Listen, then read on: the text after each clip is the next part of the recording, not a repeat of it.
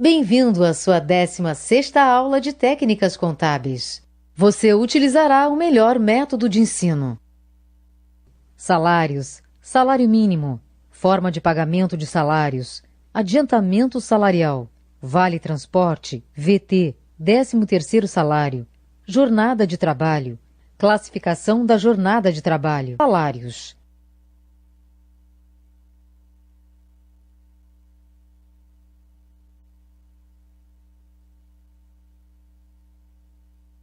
É o valor que o empregador paga ao trabalhador pelos serviços prestados a este em decorrência de um contrato de trabalho. Salário mínimo. O salário mínimo é o mais baixo valor de salário que os empregadores podem legalmente pagar a seus funcionários pelo tempo e esforço gastos na produção de bens e serviços. Também é o menor valor pelo qual uma pessoa pode vender sua força de trabalho. Hoje em nosso país, existem pessoas que trabalham por muito menos que um salário mínimo e com uma jornada intensa de trabalho. Porém, fique claro que isto é contra a lei. Ele é instituído pelo governo federal e sofre reajuste anualmente. Um empregado só poderá receber menos que o salário mínimo quando sua carga horária for reduzida, ou seja, receberá na proporção de sua carga horária.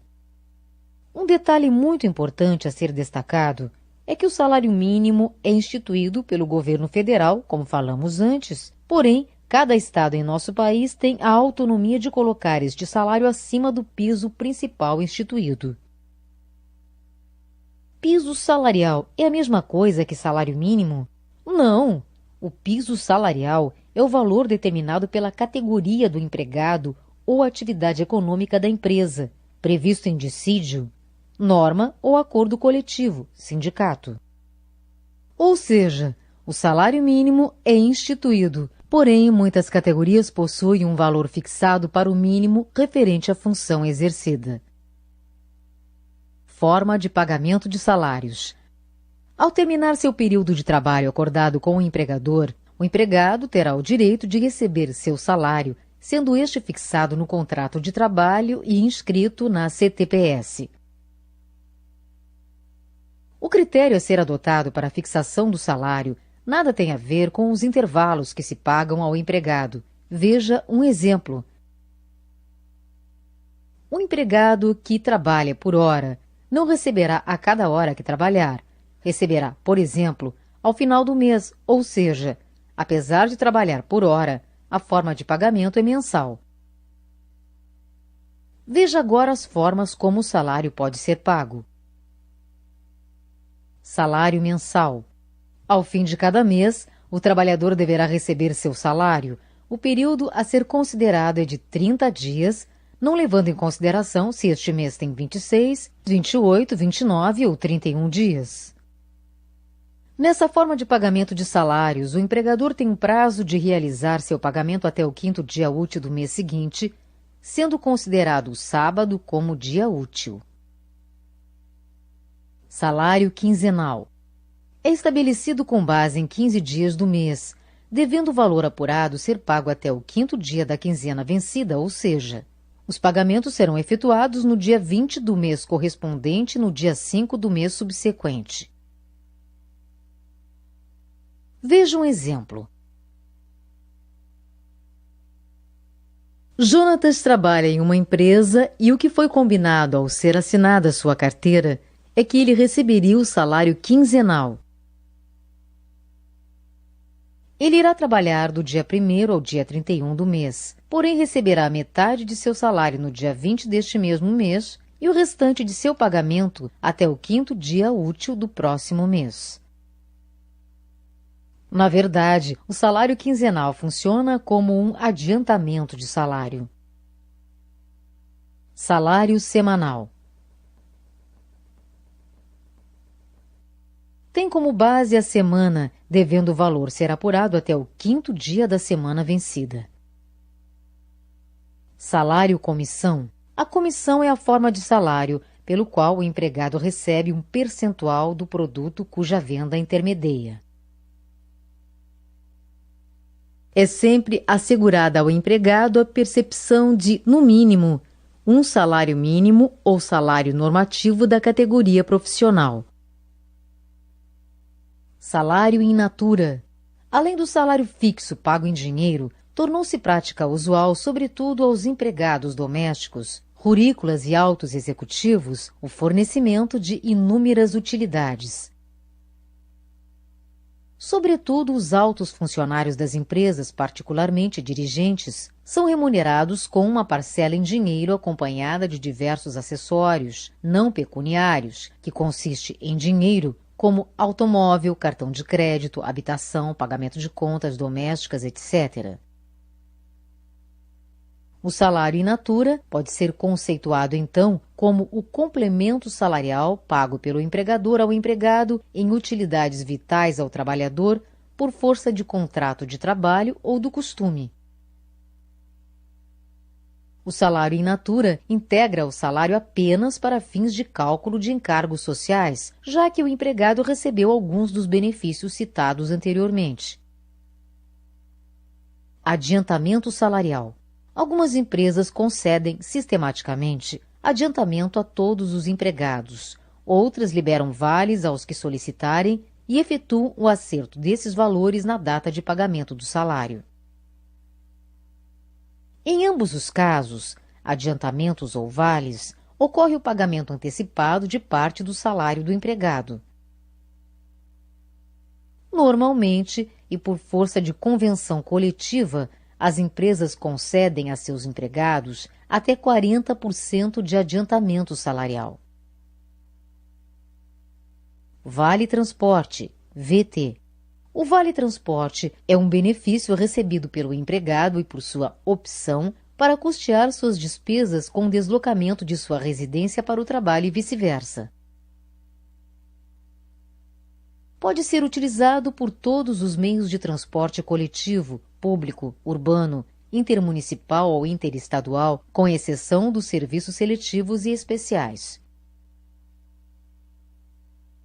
Para usufruir do direito ao Vale Transporte, o empregado deve declarar por escrito o seu endereço residencial, o meio de transporte que utiliza para seu deslocamento da residência para o trabalho e vice-versa, assim como a respectiva tarifa. Não é permitido substituir o Vale Transporte por dinheiro. Do empregado é descontado 6% sobre o seu salário e a empresa arca com a despesa excedente, isto é, o valor da diferença entre valor total gasto pelo empregado e o valor descontado. Você fará o cálculo na aula 27 deste curso, diretamente na folha de pagamento. O empregado somente poderá utilizar o VT no trajeto residência-trabalho e vice-versa, como falamos anteriormente. Portanto, caso o empregado falte, mesmo com justificativa, a empresa poderá descontar o valor não gasto dos dias de falta e não apenas o custo de 6% sobre o seu salário. Bilhete único. É um sistema de bilhetagem eletrônica que unifica em apenas um sistema toda a bilhetagem dos meios de transportes. Gera, assim, benefícios aos seus usuários, tais como as tarifas integradas, onde é concedido desconto ou isenção da tarifa ao se utilizar meios de transporte em sequência. É bom, ao contratar um funcionário, deixar claro a verdadeira utilidade do Vale Transporte. Você encontrará pessoas que gastam o Vale Transporte com saídas pessoais e recorrem à empresa para complementar a passagem, porque esta acabara antes do fim do mês referido. 13º salário. O 13º salário também é conhecido como abono de Natal ou gratificação natalina. Pode ser pago em 2 parcelas e tem o valor de um salário completo do empregado que tenha trabalhado o ano inteiro, 12 meses, na empresa. Quem tem direito ao 13º salário? O 13º é direito de todo trabalhador registrado em carteira, seja ele da área rural ou urbana, doméstico, autônomo, funcionário público ou setor privado. O benefício deve ser pago pelas empresas, mesmo em caso de extinção do contrato por prazo determinado de aposentadoria e no ato do pedido de demissão pelo empregado, ainda que ocorra antes do mês de dezembro. Na rescisão contratual, só não tem direito ao 13º o trabalhador dispensado por justa causa. Até quando deve ser pago? De acordo com a legislação, a primeira parcela do 13º salário deve ser paga até 30 de novembro e corresponde a, no mínimo, 50% do valor do benefício. A segunda metade tem de ser depositada até 20 de dezembro. No entanto, grande parte das empresas antecipa esse pagamento em datas estabelecidas por elas mesmas. O empregador não é obrigado a pagar o adiantamento do 13º a todos os funcionários no mesmo mês, desde que respeite o prazo legal para o pagamento, de fevereiro a novembro.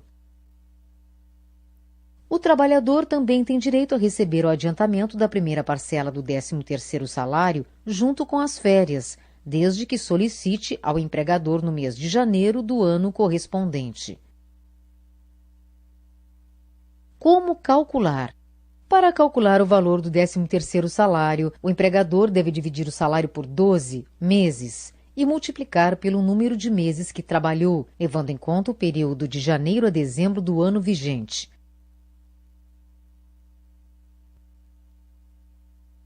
Caso tenha trabalhado o ano inteiro na empresa, o valor do 13º é integral, ou seja, deverá receber o mesmo valor de salário que costuma receber mensalmente.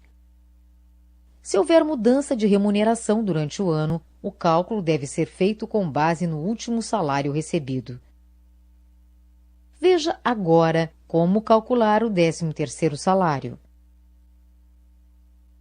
Arlindo foi contratado em 3 de janeiro e trabalhou até dezembro deste ano. Seu salário é de R$ 1.580. Como Arlindo trabalhou o ano inteiro, 12 meses, este terá direito ao 13º salário integral, ou seja, receberá o valor de R$ 1.580 de 13º. Veja outro caso. Miriam foi admitida pela empresa em julho deste ano e, ao final deste, deverá receber seu 13º salário. Aqui a conta é diferente, porque a funcionária não trabalhou o ano inteiro, mas apenas 6 meses. Veja então como calcular. Seu salário é de R$ 900. Você pegará o valor de R$ 900 e dividirá por 12 meses que um ano contém. 900 divididos por 12 igual R$ 75 por mês. O resultado da divisão você multiplicará por 6 meses que a funcionária trabalhou. 75 vezes 6 igual R$ 450. A funcionária receberá de 13º salário R$ 450. Descontos. É bom lembrar que o imposto de renda e o desconto do INSS também incidem sobre o 13º, mas os descontos são efetuados sobre o valor da segunda parcela. Para não esquecer,